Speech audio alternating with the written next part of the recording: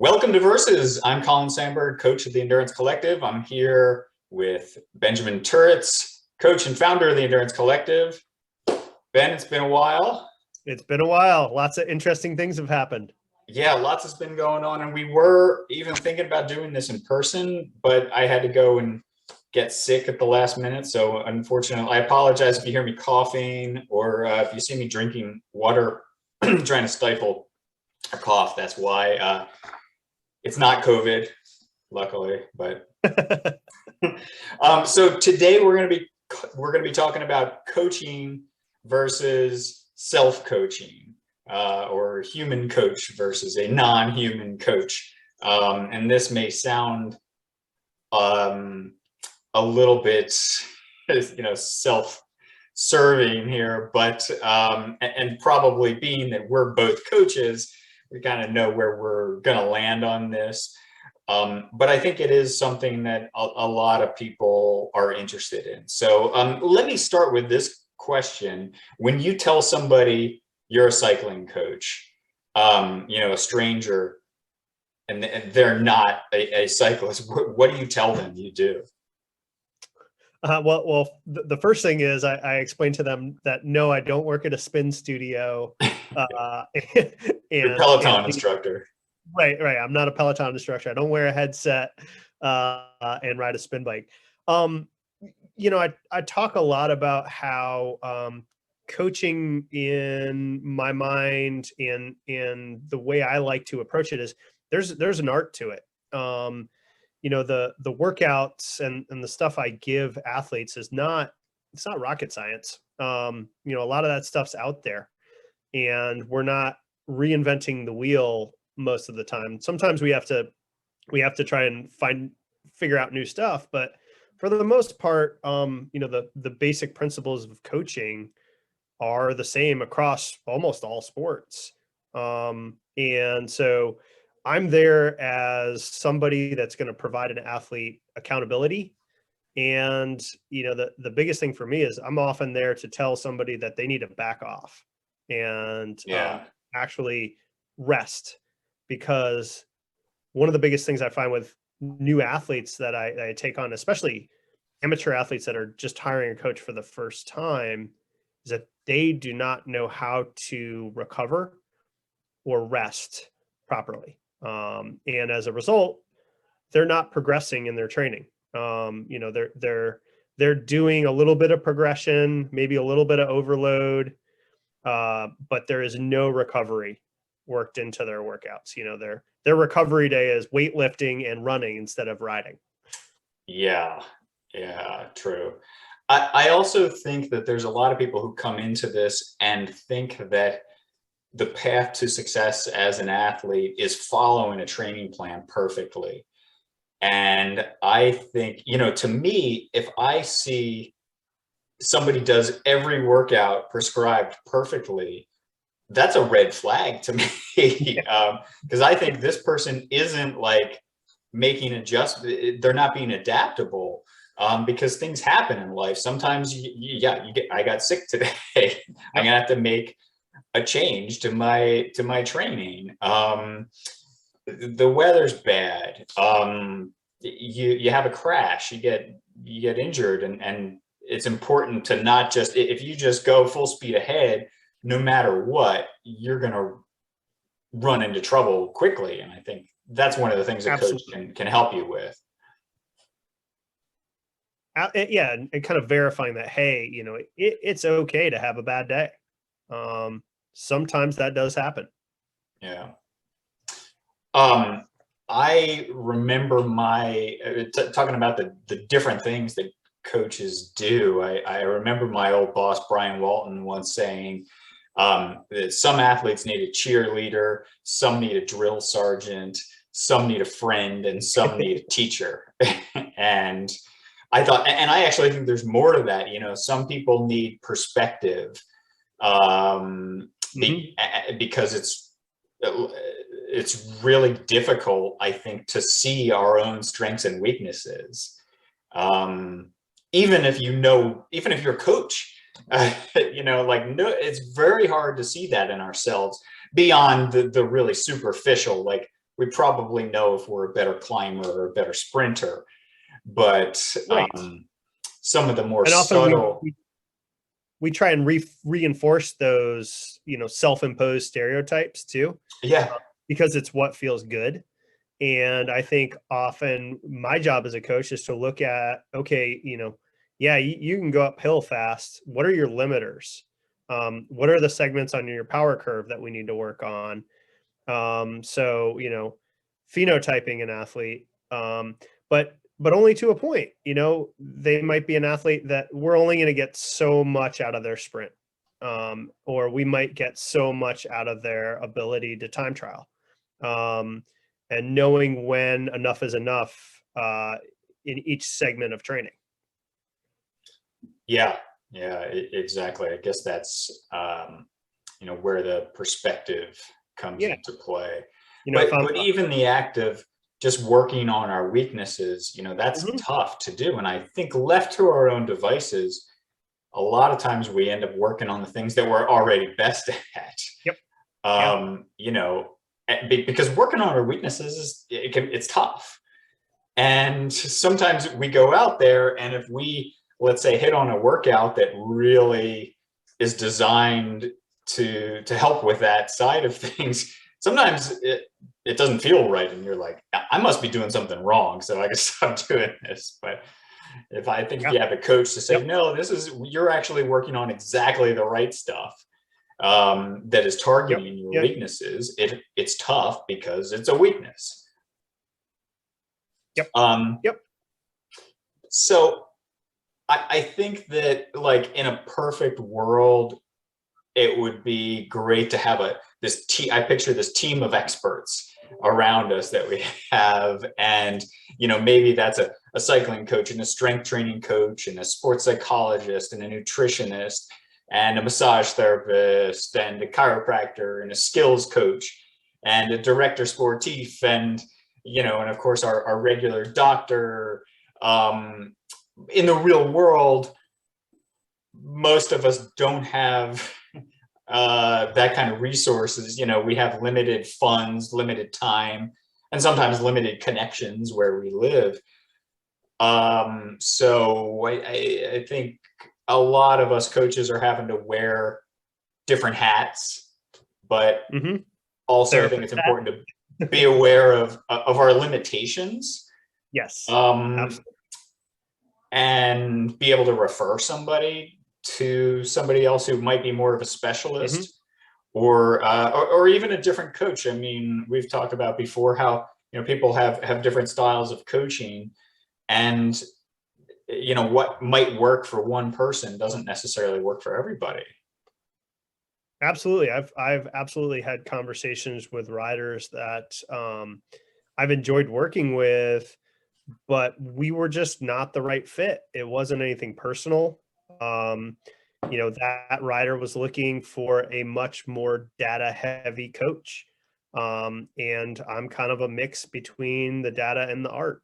Or somebody who just didn't want to work with data. And that's, too far away from what I like to do. And so I think it's incumbent on coaches to be honest with themselves about, hey, is this person right for me? Because, the a new coach is trying to beg, borrow, steal, get every client they can to pay their bills. Once you're an established coach, you can make those decisions. Um, but it doesn't. I think it doesn't reflect well on a coach if when it's a bad fit. I would never coach a triathlete. I can't do it. I'm not very good at it. I have somebody to pass those people off to, or you and I focus on different disciplines in the sport. I think your ability to work with road athletes surpasses my ability to work with a road athlete. You know, Well, you I love talking to people have about. some more in-depth insights into road racing, and I probably do. Yeah. Yeah. I mean, I love talking to people about tactics and strategy and that kind of stuff. And Uh, and I like and not talking to to say people. there's no tactics in Oh yeah, yeah, other disciplines, of course, mountain but it's biking, different. right? You know, we have very similar skill sets in some areas and very different skill sets in other areas. Um, and you know, that's what makes uh, the search for the right coach an important one. And I encourage athletes to interview their coaches, and you know, vice versa. I spend some time interviewing my athletes before I give them the okay to work with them, because I want to make sure Yeah. I'm going to be a good fit for them. Yeah, me too.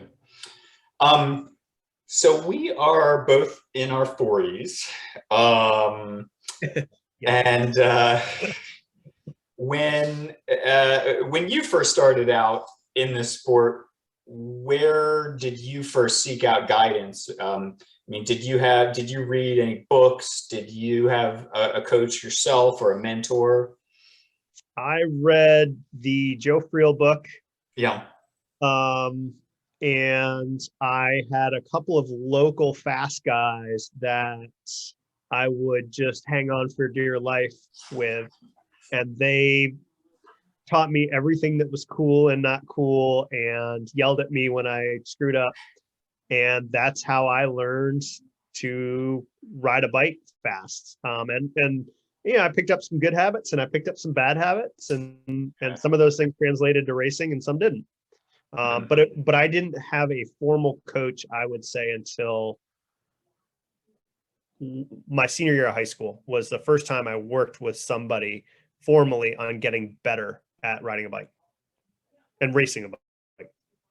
Yeah, I think you got started a little sooner than I did. You know, I first started riding seriously when I was a junior in high school, and you know, rode with the local club, the Central Buck Cycling Club in southeastern Pennsylvania. And I remember picking up some tips from guys on those group rides. And it was really good. You know, I learned a lot of the basic things: how to draft, how to move around in a pack, how to eat and drink on the bike, and how to pace myself. Um, but I do remember I quickly found out that a lot of the guys that are really eager to share their advice don't exactly always know what they're talking about. And you know, conversely, a lot of people who do know what they're talking about maybe sometimes are reluctant to share that knowledge because they had to learn a lot of things the hard way. And I'm not trying to like throw shade on anybody here. It's just I think a lot of guys who are trying to be helpful, and pass along their knowledge, they're basing that expertise on what's worked for them, and you know, what works for them doesn't necessarily work for everybody. It's like you can say this saddle works for me, or this pre-race meal works for me, or these workouts work great for me. It doesn't work for everybody. um I remember one of the things that was imparted on me very early on was riding with two bottles is wrong. You can't. It's too heavy. It's unpro, that's old and school. Yeah. and that's just about one of the dumbest pieces of advice you could give somebody. You Yeah. know, fueling, and we'll talk about this in a later episode. But fueling and hydration is, you know, one of the few things that is for sure in the sport of cycling that will end your race if you are not properly fueled. Yeah. Yeah, you got to toughen yourself up and go do a Right, six right, hour six yeah, hour ride with a thimble full of water and a right, raisin. right, exactly, and make sure your top tube is 3 feet Nice. longer than it needs to be. Yeah. Um, uh, I think, you know, historically, cycling has not been a mainstream sport in the US. And so it's not like there's thousands and thousands of books out there, like for baseball or soccer or something. And there isn't even a clear talent ID or development pipeline, you know, for younger athletes, for juniors. And in pre-internet days, um, a lot of people really had to learn things the hard way. I mean, you talked about the Joe Friel book, which was really influential for me as well. I think that was the first edition was published in 1996. And I think I read it in 1997. Yeah, I think it was around, and before that, there was Eddie B's book. Yep. Which is really interesting to read, by the way. I remember reading Ed Burke's books, reading like Dr. Stephen Chung's articles on Pez cycling, and if you read Italian, there was the Coney manuals, but like the Joe Friel book was the first thing I remember reading that really laid out step by step sort of how to put together a training plan. And I found, and maybe it wasn't very personalized, but I thought that was really influential for me. It was a good starting point, I think, for a lot of people. Yeah, before that for me, it was like getting the small clips of watching the Tour de France, reading about Norbo races, and watching Breaking Away. And Breaking Away, yeah, that's all you need to know. I legitimately had a spot on Route 20 in upstate New York where tractor trailer trucks would be slow, just barely getting over the top of this climb, and I would hop in behind them and try and draft off them. And, wow. Yeah, not smart, but, hey, that's legitimate training. Got to get the leg speed up. Yeah, that explains a lot. Injuries. But so in the last, 25 years, I think, and you can add to this if you like, but I think that two big things have happened. There's been the rise of the internet, of course, which has influenced just about everything. But in cycling, the widespread use of power meters. And one of the really interesting things I think about that is that it wasn't really a top-down thing. In fact, in the early days, I think a lot of pros really looked down on it. And it was more like you had all these Cat 4s who maybe didn't have the pro genetics, but were looking for every possible advantage, maybe on the technological side. And it was sort of a groundswell. And then finally, like a few years later, some of the pros started catching on and saying, oh, maybe I can use this tool for something good. But in those early days with power meters, I think people didn't know how to use that tool. And there were like these internet chat groups. I remember, I can't remember what the name of the group was, but I remember like Andy Coggan, who is, one of the co-authors of the Training Racing with the Power Meter book, well before he wrote the book, was like contributing to that online chat group almost every day, sometimes getting in arguments with people. Now, obviously, Andy's a doctor, he's very scientific, methodical. He knows what he's talking about. But there were also a lot of people you saw on there that were sort of self-proclaimed experts and maybe were drawn to this technological side. But unfortunately, I think you saw like a side effect of this with that sort of coincided with the rise of training with power meters was, for some people, some athletes and some coaches, it seemed like a lot of the fundamentals of training and riding and some of those low tech aspects of the sport that are important were lost for a lot of people. And maybe that's like a lot of things. Absolutely. I think one of the thing I actually discourage new cycling athletes from, I would discourage people from getting a power meter right away, because I think it's important to learn some of those, learn the feels, man. Learn what it feels like to overload your body. Learn what it feels like when you're going too hard. or overtrained. And I think, yes, the power meter is an objective measure that keeps you from doing those things when you're training. But gosh, I see, especially when I was collegiate coaching, I saw so many athletes just get buried in the data, and they couldn't adhere to the fundamentals, which basically you need to have progression, overload, and recovery. And if you don't do those things, you're not going to get better at the sport. Well, and even just things like skills, like bike handling And skills. you've heard. It's really easy to just start thinking it's all about how much power you put out.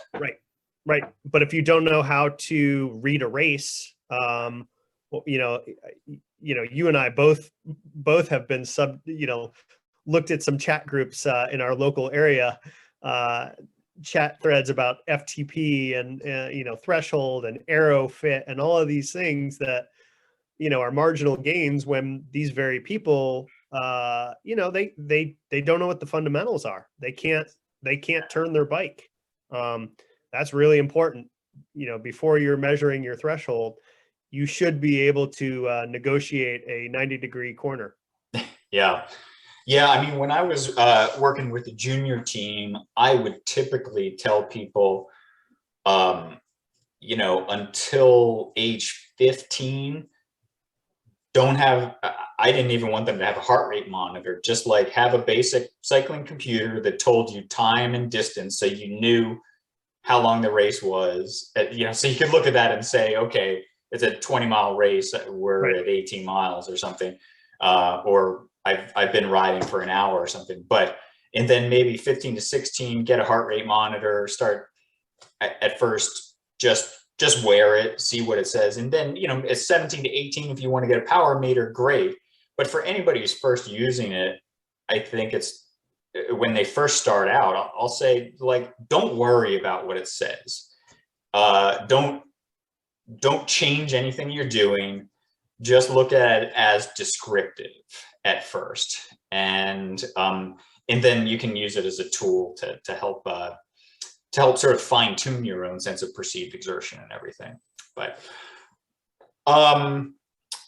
okay, so there are a lot of either cookie cutter training plans available online, or at least ones that maybe don't involve a lot of human input as far as a coach is concerned.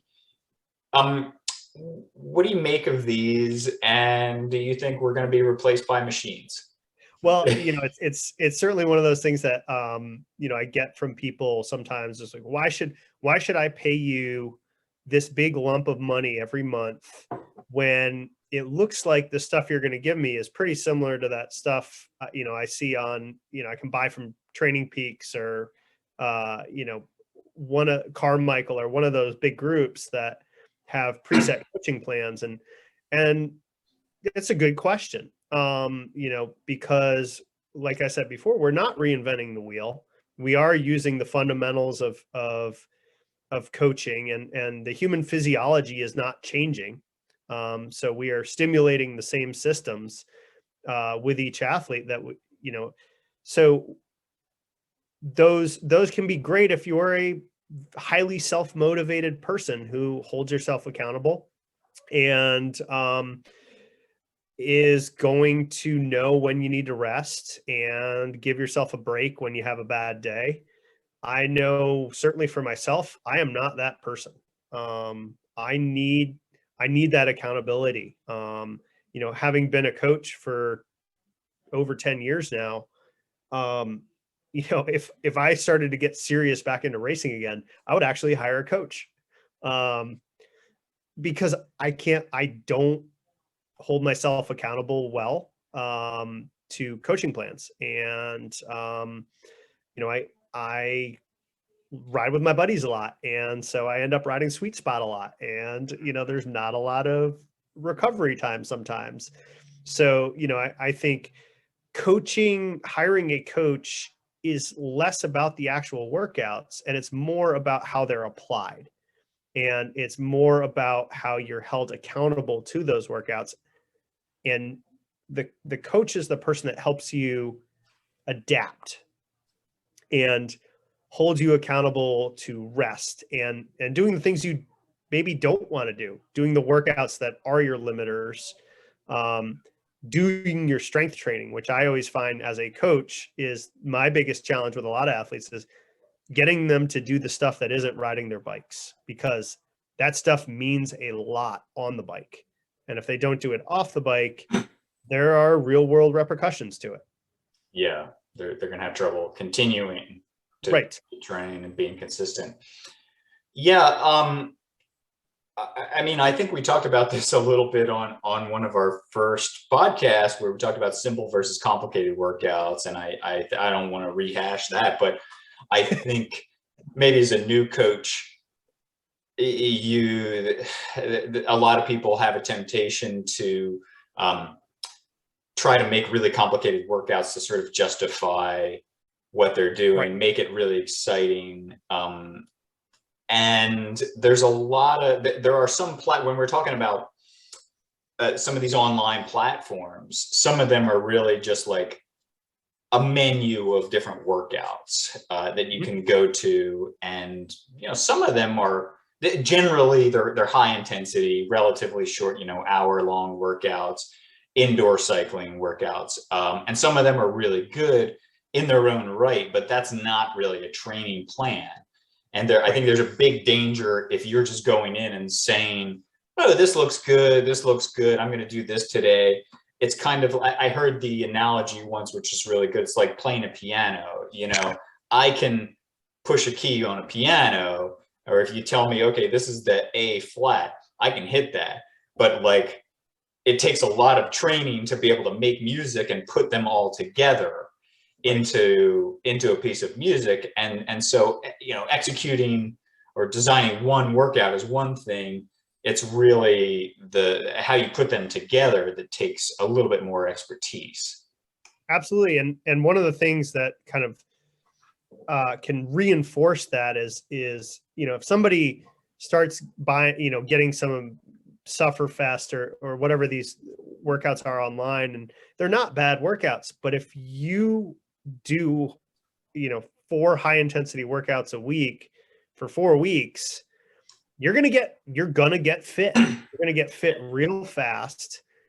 But the downside is you're going to get unfit real fast. The valley coming off that peak is going to be about as long as it took you to get to that one spot. So you're going to go up in 4 weeks and you're going to be down for 4 to 6 weeks. Yeah, it's not exactly a polarized plan.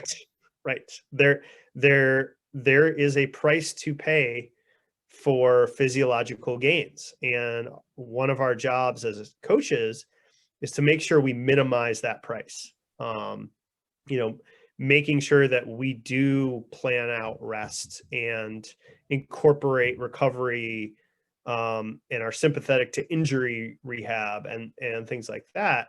That's what a good coach does. And I think you brought up, you know, are we going to be replaced by machines? And I think, you know, that's a really interesting question. And I've heard a lot of takes on it. And I think one of the things that I kind of fall back on is I think that the good coaches out there, the ones that do the work and are not just dishing out static plans, they're gonna get better with the increase in analytics and technology. It's gonna make them better coaches. I think the lazy coach, who is, you know, the guy who was a bike rider is like, I was pretty fast, I can teach people how to ride bikes and train. The not so good coach, they're going to go away because they're going to be taken over by things like AI. Yeah. And you know, these types of training programs and the amount of information that's out there. You know, you see it in so many other aspects of the world right now with social media and chat rooms and all of these things where there's just a flood of information. Yes, there's lots of bad information out there, but there's also lots of good information out there. You can be a well-informed, self-coached athlete. That exists.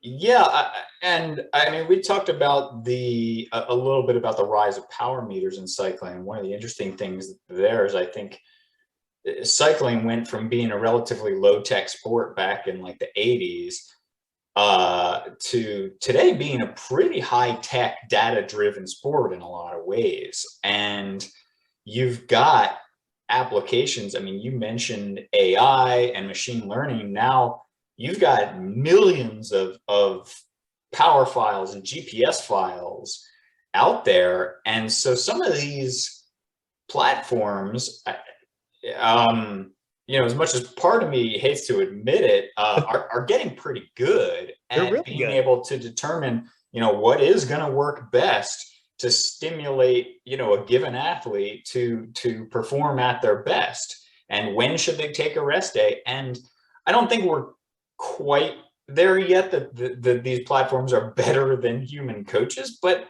I could see a future where we do get there on some aspects, where that technology can be, better than a lot of human coaches at, being able to make daily modifications to your training, like, maybe you should do an extra interval today. Maybe you should lower your FTP or your interval numbers by 20 watts, or take a recovery day, or maybe in the bigger picture, like, based on your goals, you're going to need to work more on VO2 max.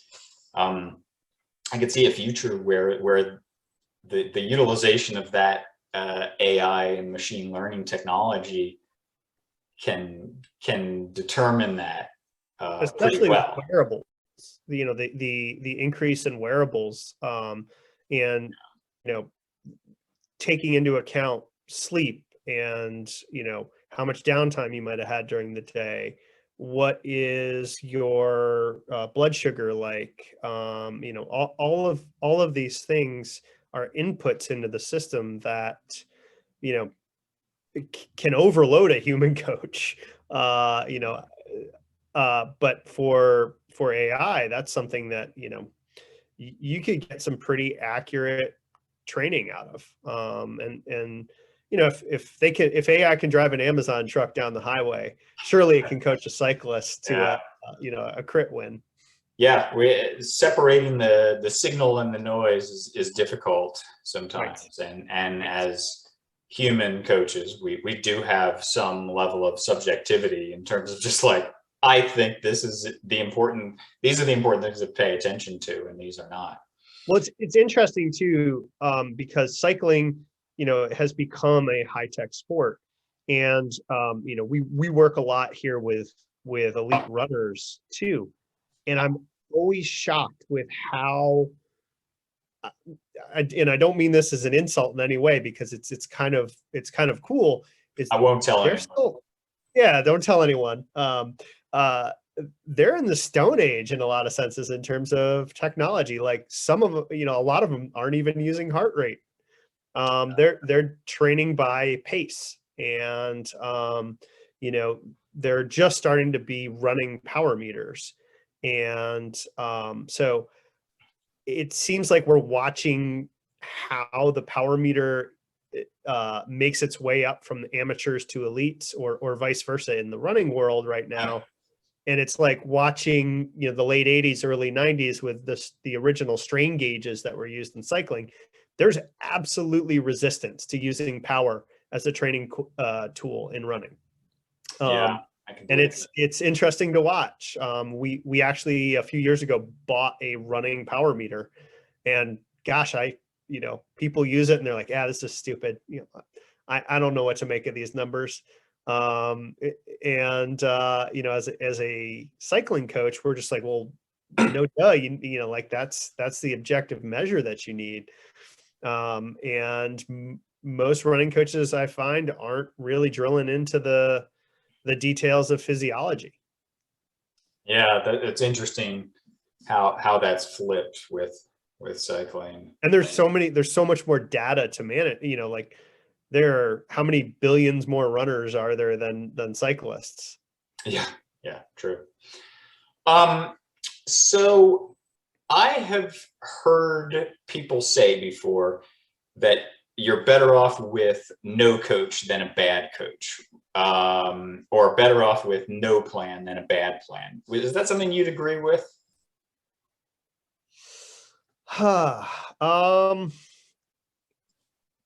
that's an interesting question. I think you might end up in about the same place with those two things. It the thing that I'd worry about, a bad coach can push you too hard into a hole that you can't recover from, but so can you.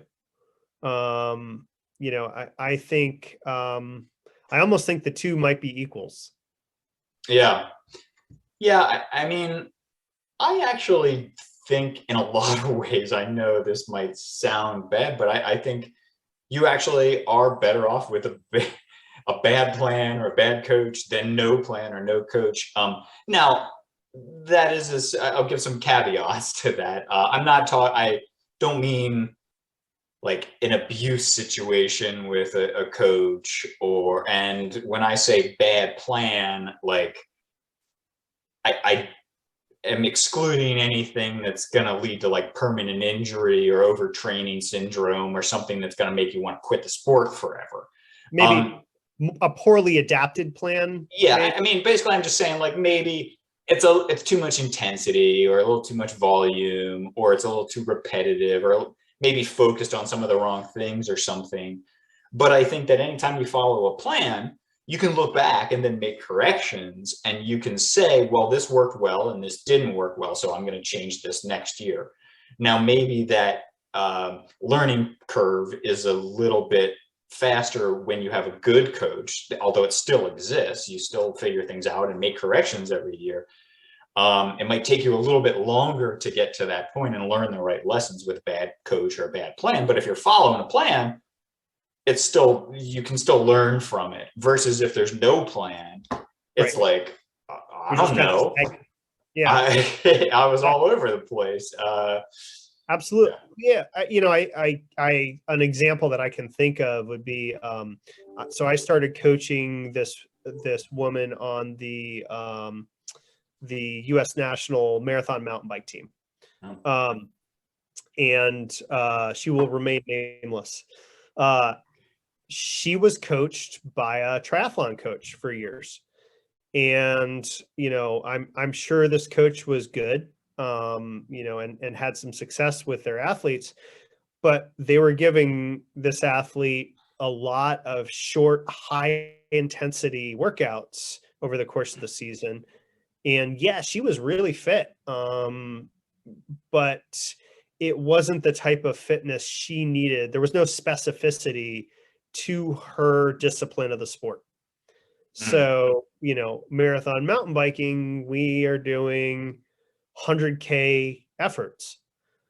And there's not a whole lot of need for big rotations of 1 minute max power type intervals.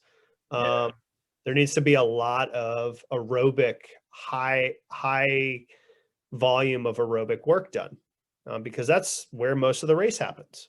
Yeah, of course. I So can't help but wonder if, coming from a triathlon background, I mean, triathletes are notoriously pressed for time. They're trying to train for three aspects, and some people um, look at that like you have to make up for the lack of time by you have less time, so you got to do higher intensity. exactly. And there's something to that, that there's some good time crunched athlete plans out there. The problem with the high intensity stuff, and this comes back into why you hire a coach over maybe doing some of the self-coach stuff, is that, you get fit really fast with high intensity work. But you pay for that on the back end. And, for a racer that might need to do multiple races in close proximity, that's not a great solution, because you're going to have some really good races and some really bad races almost guaranteed. Whereas, that type of race calendar, the best thing to do is to have a long base period and build a solid foundation to then add that high intensity to in small doses as you get closer to your races. And that, I think, is what that objective planning is what a trained coach provides over getting or selecting workouts online. Yeah. Yeah. So we had a big cycling boom in the US in the Lance Armstrong era. And it seemed like there was a lot of money pumping into the sport. A lot of times from your typical, I mean, nothing against middle-aged dentists, but, no, but I mean, I remember people in the 2000s, the noughties, people saying cycling is the new golf, and I count myself as a beneficiary of that boom. We both are, absolutely. Yeah, but now in 2022, it does seem like that era is gone. And so I guess my question is, if there's fewer people getting into the sport and less money coming in, those middle-aged dentists have moved on to yacht racing or whatever. Does that mean it's going to be harder to make a living as a cycling coach? Well, I think maybe for you, but for me, they went from riding a Pinarello Dogma to riding a Yeti SB160. Yeah. They're still driving a Beamer. There absolutely has been a decline, I think, on the road side, and I've seen this in the clientele. I coached a lot more road athletes early on in my career, and I am almost exclusively knobby tires now, gravel and or endurance cyclocross and mountain bike racing. And I have absolutely been the beneficiary of, I think, NICA and the growth in the mountain bike world. Yeah. It's real, and I see it. And so I just think not necessarily there's an overall decline in the cycling world, but I think there's a shift in where it's gone. And I think that shift has a lot to do with accessibility. And I don't know, honestly, what that would mean for coaching, because, organizations like NICA are adding coaching in like you would T-ball or Little League. They're introducing cycling athletes, mountain bike athletes to being coached at a very young age, which I think is cool. Yeah. And could be beneficiary, or we could be the beneficiary of that. I do think the road side of things is challenged because, you mentioned earlier, there is no defined pipeline. There's some junior teams here and there, and you and I have both coached elite level junior teams. But there's like 12 of them, and then you lose the junior hearing, and you end up on a U23 squad, and there's 2 of them. Mm-hmm. And so, you're kind of hung out to dry. And I think, I think road coaching is going to be something that's challenged, because a lot of the kids that got into road cycling in the aughts are riding on the dirt now, or they are playing golf. Yeah, I would agree. I think there's still a lot of people riding road. It seems like there's less people racing road, and traditionally, if you're not competing, it's a little bit harder to sell somebody on the idea of a coach if they're not competing. I think we would probably both argue that, yeah, even if you're trying to hang on the local Saturday group ride and you're not doing you're not ever pinning on a number, you can still benefit from a coach, but it's a harder sell. But like you mentioned NICA, which I think is great, huge growth, introducing a lot of people to cycling and coaching at a younger age. I think there's huge growth in gravel and in virtual racing too. And all of those, they are competitions, but I would probably argue more participation, even though they are competitions, a little bit more inclusive and participation oriented than traditional road racing. So I'm really hopeful about that, because whenever somebody is competing, it's a little bit easier to sell them on the, like, you want to get better at this, I can help you accelerate that improvement. Yeah, I think cycling access is one of those things that really does benefit coaching. And I think there really has been a struggle to access bike racing. The kind of pipeline of collegiate racing collegiate road racing has really dried up. And I saw it in my 5-6 years coaching the Duke cycling team. We went from having these big dominant cycling squads to like 4 people my last year. And it was just, all this interest initially. And then when it came down to, training and riding in the rain or the upfront of expense of, $3,000 for a road bike, people were like, ooh, yeah, that's rough. So yeah, access is a big thing. And I do see mountain biking on the up and up, and us getting to work with more mountain bike athletes. And I'm not a parent, you are, but I would think, correct me if I'm wrong, I would think it would be easier for me to drop my 14-year-old off at the local trail system and have them ride their bike for an hour and come back and meet me in the parking lot than it would be to say, go out on that busy road and ride 20 miles. Yeah, for sure. It's I think that's something that is another big barrier to entrance into the sport is our country's bad cycling infrastructure. Yeah, and I think that's, we'll talk about that in a later podcast too. But I do want to say, I wonder if some of that's generational. Like, we were the typical Gen X kid, latchkey kids, and our parents, go out and ride, whatever, just feral. I think be back before midnight. I remember having, I would go on 4 or 5 hour rides. Like, my parents had no idea where I was. I had no cell phone. And this is no map. pre-GPS. I would carry a map in my back pocket. I remember calling my dad at 11 o'clock at night from a payphone and saying, I'm okay, I'm still alive, I'm just lost somewhere in the middle of New Jersey. Right. I had my Avocet cycling computer, and a watch, and that was how we got around. Or printed MapQuest. I don't think I'd feel comfortable doing that as a parent now, but we'll talk about that on a later episode. All right. Bonus question.